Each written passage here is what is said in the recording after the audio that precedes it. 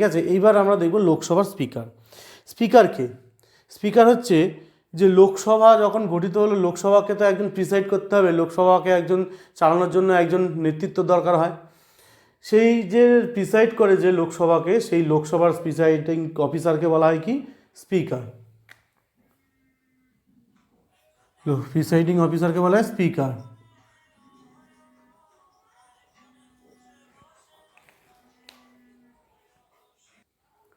তাহলে speaker speaker article কত? স্পিকারের হচ্ছে কত নম্বর আর্টিকেল অনুযায়ী স্পিকারকে নিয়োগ করা হয়? আর্টিকেল 93। বোঝা গেল? আর ডেপুটি স্পিকারও আর্টিকেল 93। তাহলে স্পিকার আর ডেপুটি স্পিকার হচ্ছে আর্টিকেল 93, দুটোই হচ্ছে আর্টিকেল 93। তাহলে আমরা প্রথমে এবার স্পিকার সম্বন্ধে একটু দেখে নিই। স্পিকার স্পিকার কি? স্পিকার কে হয়? লোকসভার যে সদস্যরা থাকে সেই তাদের মধ্যে থেকেই একজনকে স্পিকার নির্বাচন করা হয় প্রথম যে জেনারেল ইলেকশন হয় তারপরেই। তাহলে ফার্স্ট যে জেনারেল ইলেকশন তারপরেই, ফার্স্ট যে জেনারেল মিটিং হয় সেই সময় বা সেই তারপরেই স্পিকার নির্বাচন করা হয়। তাহলে soon after first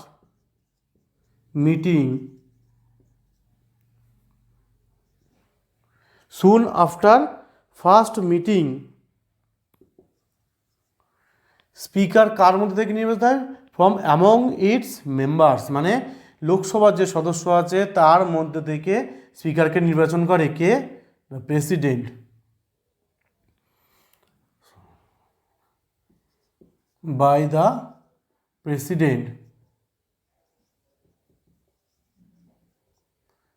from the member of Lok Sabha. হলো আর্টিকেল 93, যে soon after first meeting by the president from among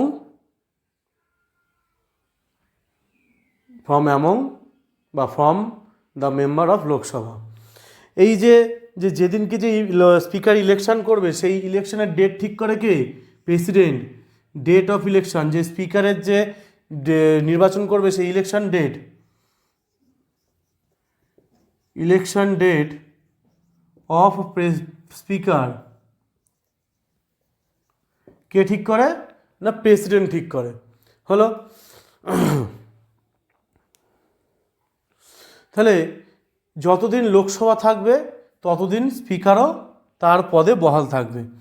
তাহলে কিন্তু যদি লোকসভা ডিসলভ হয়ে যায় তারপরেও স্পিকার তার পদে বহাল থাকে যতক্ষণ না নতুন কোনো স্পিকার তার জায়গায় আসছে। তাহলে তাহলে পয়েন্টটা কি লিখতে পারি? যে স্পিকার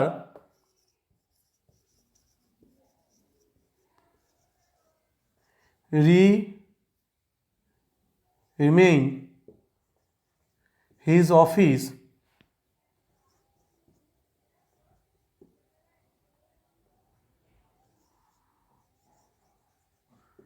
during the term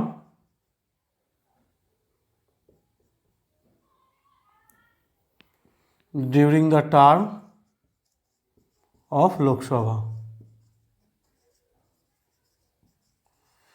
যেই লোকসভা ডিসলভ হয়ে গেল, লোকসভা যখন ডিসলভ হয়ে গেল তারপরেই যে স্পিকার কিন্তু সে তার জায়গায় বহাল থাকে যতক্ষণ না নতুন কোনো স্পিকার আসছে।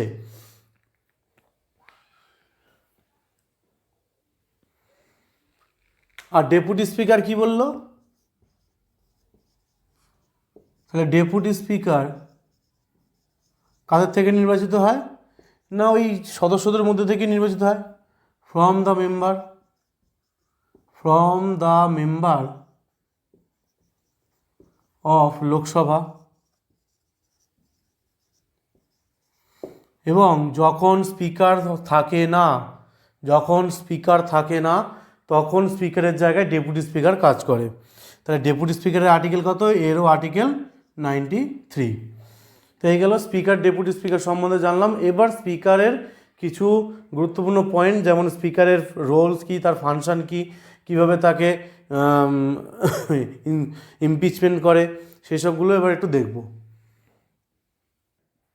তাহলে আমরা স্পিকারের কিছু পাওয়ার এবং ফাংশন দেখে নিই। পাওয়ার অ্যান্ড ফাংশন,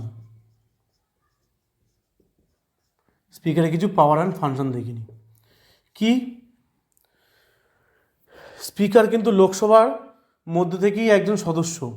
স্পিকার লোকসভারই একজন মধ্যে থেকেই নির্বাচিত হচ্ছে, কিন্তু সে কখনোই লোকসভার ভোট যখন হয় তখন কিন্তু সে কখনোই তার ফার্স্ট ইনস্ট্যান্সে ভোট দিতে পারে না। সে সবসময় কাস্টিং ভোট দেয়। কাস্টিং ভোট কি? তাহলে কাস্টিং ভোট কি? কাস্টিং ভোট হচ্ছে যখন দুই দলেরই হচ্ছে একই ভোট পড়েছে, তখন সে তার পাওয়ারের সে এই ভোটটা দেয়। কাস্টিং ভোট বলে সেটাকে। ঠিক আছে, তাহলে আমরা পয়েন্টটা কী করতে পারি, যে যে হি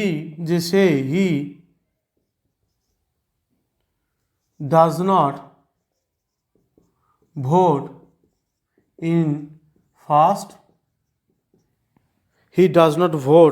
in first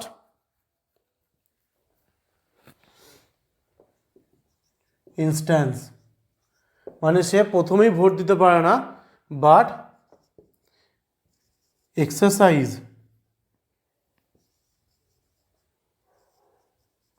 his casting vote. তাহলে কাস্টিং ভোট কি? যে যখন দেখছে যে দুটো সমান সমান ভোট পড়েছে, তখন কি করছে, স্পিকার তার কাস্টিং ভোটটা দিচ্ছে। ঠিক আছে, কিন্তু সে প্রথমেই ভোট দিতে পারে না। এই গেল হচ্ছে তার একটা পাওয়ার। আর কি পাওয়ার আছে, যে কোনো কোরাম যদি না থাকে, দলে যদি কোনো কোরাম না থাকে, ইন অ্যাবসেন্স অফ কোরাম, কোরামটা কি?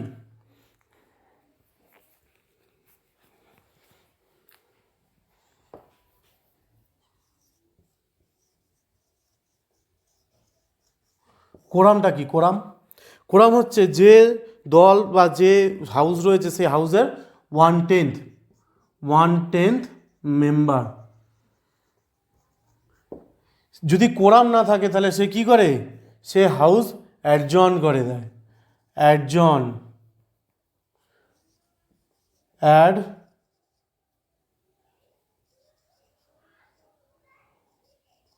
adjourns the house or suspends the meeting। তাহলে সে মিটিংয়ে যদি দেখছে যে 1/10 নেই, বা সে হাউসে যদি 1/10 নেই, তাহলে তখন সে হাউস কী করতে পারে, অ্যাডজর্ন করতে পারে, স্থগিত করে দিতে পারে, অথবা সে মিটিংটা কী করে, সাসপেন্ড করে, আর সাসপেন্ড দ্য মিটিং। তাহলে কি বললাম, যে সে কখনোই ফার্স্ট ইনস্ট্যান্সে ভোট দিতে পারে না। যদি ভোটাভুটি হয় তখন সে তার কাস্টিং ভোটটা দেয়। আর সে কি করে, যদি কোরাম না থাকে, কোরাম কি, যে হাউসে রয়েছে সে হাউসের 1/10 মেম্বার, বা যে মিটিংয়ের 1/10 মেম্বার, তাহলে তখন সে কী করে, হাউস অ্যাডজর্ন করে অথবা মিটিং সাসপেন্ড করে দেয়। এই গেল। আর কি, যে সে হাউসে যে অর্ডারগুলো থাকে, বা যে হাউসে সে অর্ডার বা ডেকোরামগুলো সে কী করে মেনটেন করে। তাহলে he maintain the order or decorum of house. He maintain the order and decorum of the house. আর কি, যে কোনো বিল মানি বিল কিনা, খুব ইম্পর্টেন্ট, কোনো বিল মানি বিল কিনা সে ডিসাইড করে কে, লোকসভার speaker.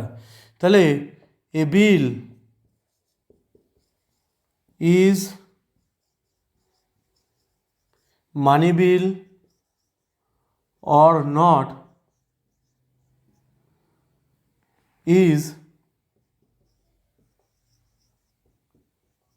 decided by speaker and his decision is final. তাহলে কি বলছে, যে কোনো বিল, মানি বিল কিনা বা সেটা সাধারণ বিল, সেটা ডিসাইড করে কে? Speaker. And his decision is final, এবং তার ডিসিশনই ফাইনাল। তাহলে কোনো বিল মানি বিল কিনা সেটা কে ঠিক করে? না, স্পিকার ঠিক করে। ভেরি ভেরি ইম্পর্ট্যান্ট, অবশ্যই মনে রেখো। আর কি কি পাওয়ার আছে, যে সে কোনো সিক্রেট যদি মিটিং হয়, যে হাউসে সিক্রেট মিটিং অ্যালাউ করে সে, হি অ্যালাউ সিক্রেট মিটিং। এই সিক্রেট মিটিং কে ডাকে? By PM. অবশ্যই মনে রেখো। আর কি, আর কাজ কি? এক তো হচ্ছে যে he allow secret meeting. Secret meeting যেমন হচ্ছে joint sitting, joint sitting preside করে কে? না, স্পিকার। এই জয়েন্ট সিটিং ডাকে কে? প্রেসিডেন্ট। আর্টিকেল 108। তাহলে আর্টিকেল 108 অনুযায়ী জয়েন্ট সিটিং ডাকা হয়, প্রিসাইড করে কে? না, স্পিকার। তাহলে স্পিকার কি করে? প্রিসাইড করে। এই গেল। আর কি করে? সে যে কোনো মেম্বারকে বাদ দিয়ে দেয় বাই অ্যান্টি ডিফেকশন ল। তাহলে হি ক্যান ডিসকোয়ালিফাই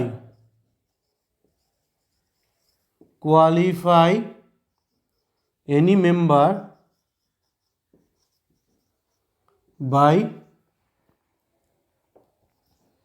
অ্যান্টি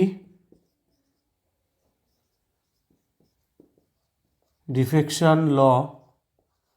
এই বাই অ্যান্টি ডিফেকশন ল কিন্তু কার অনুরোধে? He can disqualify any member by anti defection law, কার অনুরোধে? বাই প্রাইম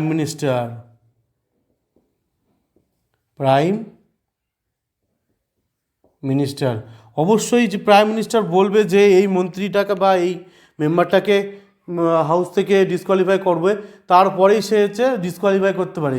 আচ্ছা, এই অ্যান্টি ডিফেকশন ল এটা কত নম্বর শিডিউল বলো তো? আমি আগের ক্লাসে করিয়েছি অ্যান্টি ডিফেকশন ল শিডিউল, এবং কত সালে সেইটা তোমরা কমেন্ট করে জানাও যে অ্যান্টি ডিফেকশন ল কত শিডিউলে আছে, কত শিডিউল, কত সাল, এবং তার অ্যামেন্ডমেন্ট কত। তাহলে এই গেল হচ্ছে আমাদের কিছু স্পিকারের পাওয়ার। তাহলে স্পিকারের পাওয়ার আমরা কি কি দেখলাম? আগে স্পিকারের পাওয়ার আমরা কি কি দেখলাম, যে সে কি করে, যে কোনো কোরাম যদি থাকে, তাহলে সে কোরাম যদি না থাকে, কোনো হাউসে যদি কোনো কোরাম না থাকে, তাহলে সে কী করতে পারে? সে হাউসটাকে অ্যাডজন করতে পারে, বা মিটিংটাকে কী করতে পারে? সাসপেন্ড করে দিতে পারে। কোনো বিল মানি বিল কিনা সেটা কে ঠিক করে? না, লোকসভার স্পিকার ঠিক করে, এবং তার ডিসিশনই ফাইনাল হয়। সে কী করে? সিক্রেট সিটিং করায়, কিন্তু সেই সিক্রেট সিটিংটা কে ডাকে? প্রাইম মিনিস্টার ডাকে। সে জয়েন্ট সিটিংকে প্রিসাইড করে। জয়েন্ট সিটিং কত নম্বর আর্টিকেল? 108 নম্বর আর্টিকেল, জয়েন্ট সিটিং 108। এবং সে কে ডাকে? প্রেসিডেন্ট করে। আচ্ছা, জয়েন্ট সিটিং কেন ডাকা হয়? দেখা যায় যে যখন কোনো বিল রাজ্যসভা বা লোকসভা যে কোনো একটা সভায়, ধরো কোনো বিল এসেছে, সেই বিলটা প্রথম হাউসে পাস হওয়ার পর দ্বিতীয় হাউসে এসছে। দ্বিতীয় হাউস কী করলো, যে সেই বিলটাকে স্থগিত করে রেখে দিল, বা বিলটাকে কোনো সাইন করলো না, বা বিলটা সে অ্যাকসেপ্ট করলো না, বা বিলটাকে সে কী করতে পারে? কোনো কিছু রেকমেন্ডেশন করতে পারলো, কিছু অ্যামেন্ডমেন্ট করলো, করে সে বিলটাকে আবার ফার্স্ট হাউসে পাঠালো। ফার্স্ট হাউস যদি সেই অ্যামেন্ডমেন্টটা না মানে, তখন এই সব ডিসপুটের জন্য চলে আসে কি? Joint sitting. এই জয়েন্ট সিটিংয়ের প্রিসাইড করে কে? স্পিকার, ডাকে কে? প্রেসিডেন্ট। আচ্ছা, অ্যান্টি ডিফেকশন ল অনুযায়ী যে কোনো মেম্বারকে সে কী করতে পারে? ডিসকোয়ালিফাই করে দিতে পারে, সিক্রেট সিটিং করতে পারে। আর কি করতে পারে? যে কোনো এই হাউসের কোনো ডেকোরাম বা কোনো অর্ডার যেগুলো থাকে সেইগুলোকে সে মেনটেন করে। ঠিক আছে, তো এইগুলো হচ্ছে লোকসভার স্পিকারের হচ্ছে কিছু পাওয়ার আছে। এবার আমরা কি দেখব? রিমুভাল অফ লোকসভার স্পিকার। আচ্ছা, প্রেসিডেন্টের যে রিমুভাল আছে সেই রিমুভালের আগে আমরা একটু কাছে জিনিস দেখে নিই যে যে স্পিকার, সরি প্রেসিডেন্ট না, স্পিকার, যে যে লোকসভার যে স্পিকার থাকে, স্পিকার, এর স্যালারি কোথা থেকে আসে? এর স্যালারি কে ঠিক করে? বাই পার্লামেন্ট, ডিটারমাইন্ড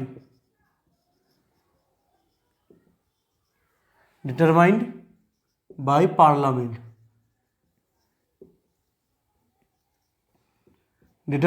পার্লামেন্ট, কিন্তু কোথা থেকে চার্জ হয়? Charged on consolidate fund.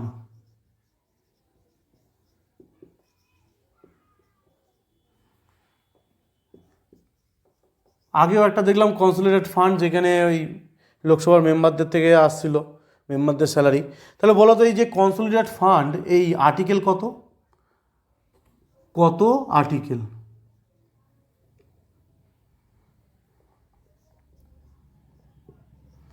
Comment করে জানাও এই আর্টিকেলটা কত। Determined by parliament, charge on হচ্ছে কনসোলিডেট ফান্ড, ঠিক আছে। আচ্ছা, এই স্পিকার যে রয়েছে, এর সিট ভ্যাকেন্ট হয় কিভাবে?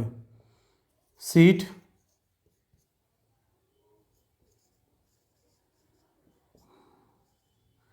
ভ্যাকেন্ট হয় কিভাবে? এক তো সে রিমুভাল হলে, রিমুভ বাই লোকসভা, সেটা আমরা একটু পরে দেখব, রিমুভাল অফ লোকসভা স্পিকার। এক তো রিমুভ হয়, দুই কী হতে পারে? সে রেজিগনেশন যদি দেয়,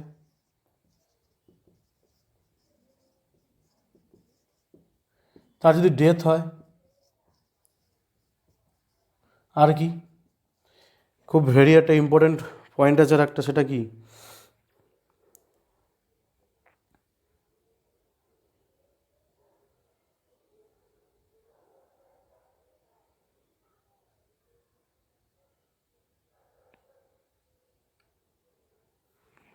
যে তার যে লোকসভার মেম্বার হওয়ার যে পদটা, সেটাকে কেউ যদি সিজ করে দেয়, সিজিং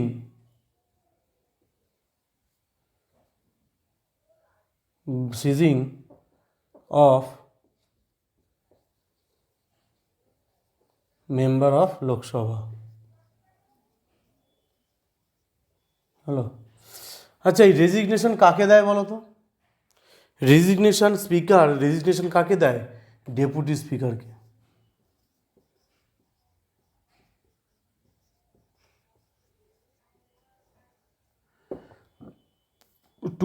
রেজিগনেশন দেয় কাকে? ডেপুটি স্পিকারকে। যখন এই সিট ভ্যাকেন্ট থাকে, তখন তার কাজপত্র, স্পিকারের কাজগুলো কে সামলায়? Deputy speaker.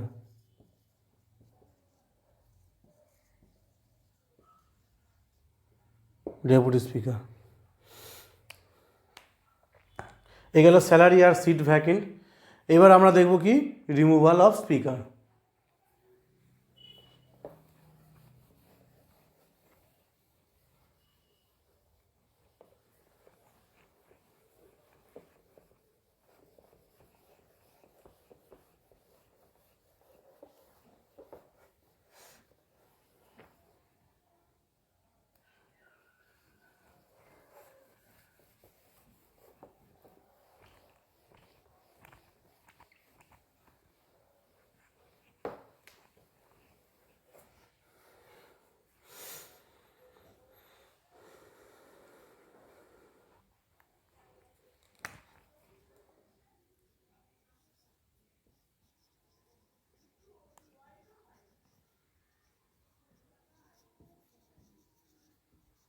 Removal of speaker কত নম্বর আর্টিকেল অনুযায়ী?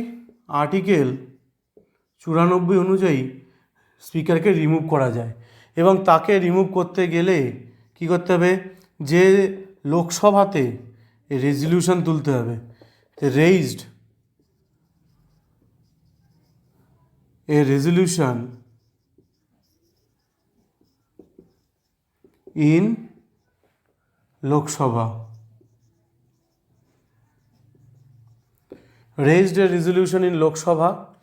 এবং তাকে যখন সে লোকসভা রেজলিউশন তুলছে, তার আগে কি করতে হবে, 14 দিনের আগে নোটিশ দিতে হবে, 14 days নোটিশ, যে আমি তো এবার আপনাকে রিমুভ করব। তার 14 দিনের আগে কি করতে হবে, তাকে নোটিশ দিতে হবে। যখন এই ধরনের রেজলিউশন ওঠে স্পিকারের, তখন কিন্তু সে লোকসভায় উপস্থিত থাকতে পারে, কিন্তু সে তখন আর স্পিকার থাকে না। যখন সে স্পিকার মানে রিমুভ করার জন্য তাকে যখন রেজলিউশন ওঠে লোকসভায়, তখন সে কত নম্বর আর্টিকেল অনুযায়ী, 94 নম্বর আর্টিকেল অনুযায়ী, তখন সে কি করে, সে লোকসভায় উপস্থিত থাকতে পারে, কিন্তু সে লোকসভায় কখনো আর সে স্পিকার পদে থাকে না, তখন একটা সাধারণ মেম্বার হিসেবে থাকে। এবং সে তখন সে ফার্স্ট ইনস্ট্যান্সে ভোট দেয়, কখনই সে তখন কাস্টিং ভোট দিতে পারে না। তাহলে যখন পরীক্ষায় কোশ্চেন আসে যে যখন এরকম রিমুভাল অফ স্পিকারকে যখন রিমুভ হয়, তখন কি সে তার তখন কি সে তার কাস্টিং ভোট দিতে পারে না। তাহলে যখন রিমুভাল অফ স্পিকার আসে, তখন সে কখনোই কাস্টিং ভোট দিতে পারে না। হলো, সে ফার্স্ট ইনস্ট্যান্সে ভোট দেয়, বোঝা গেল? সে একটা তখন সাধারণ হিসেবে থাকতে পারে। তো এই হচ্ছে রিমুভাল অফ স্পিকার, আর্টিকেল 94। তাহলে আমরা স্পিকার সম্বন্ধে পড়ে গেলাম। আমরা লোকসভা সম্বন্ধে মোটামুটি একটা আইডিয়া করে নিয়েছি যে লোকসভা কত কি মেম্বার দাঁড়ায়, লোকসভা কিভাবে সদস্যরা নিযুক্ত হয়ে আসে, কি লোকসভার যে ভ্যাকেন্ট সিট, ডিসকোয়ালিফিকেশান, তাদের কোয়ালিফিকেশান, তাদের স্যালারি কোথা থেকে আসে, ওতপাট করায় কে, স্পিকারকে ওতপাট করায় কে, স্পিকার নিযুক্ত হয় কীভাবে, ডেপুটি স্পিকার কীভাবে আসে, এগুলো সব দেখলাম লোকসভা। এই পরবর্তী ক্লাস আমরা দেখব কি রাজ্যসভা।